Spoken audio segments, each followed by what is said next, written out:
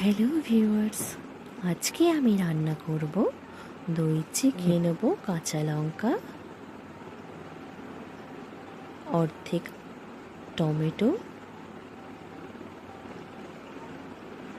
কয়েক টুকরো আদা কুচি আর কয়েক কোয়া রসুন নিয়ে নেব। নিয়ে আমি এটা ভালো করে বেটে নেব। এরপর কড়াইতে আমি তেল দিয়ে নিয়েছি। এবার আমি দেব কুচনো কাঁচা পেঁয়াজ, দিয়ে এটাকে হালকা লাল করে ভেজে নেব। এরপর আমি বাটা মশলাটা দিয়ে দেব।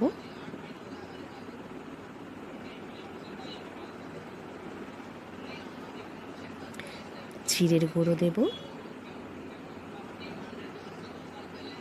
দিয়ে মশলাটাকে দিয়ে ভালো করে কষিয়ে নেব। সামান্য একটু হলুদ দেব,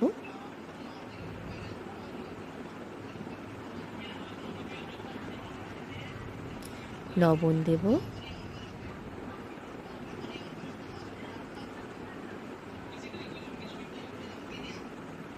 আর টক দই, ফেটিয়ে রাখা টক দইটা আমি এর মধ্যে দিয়ে দিলাম। দিয়ে ভালো করে কষিয়ে নেব। দেখুন মশলা আমার কষানো হয়ে গিয়েছে।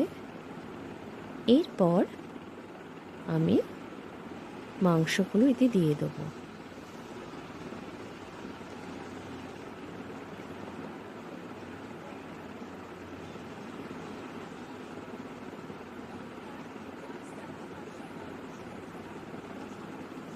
মাংসগুলো দিয়ে আমি ভালো করে মশলার সাথে কষিয়ে নেব।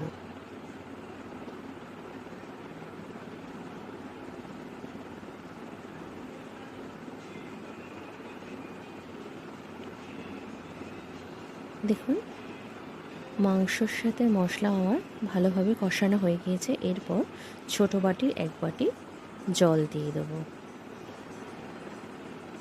দেখুন মাংস আমার রেডি।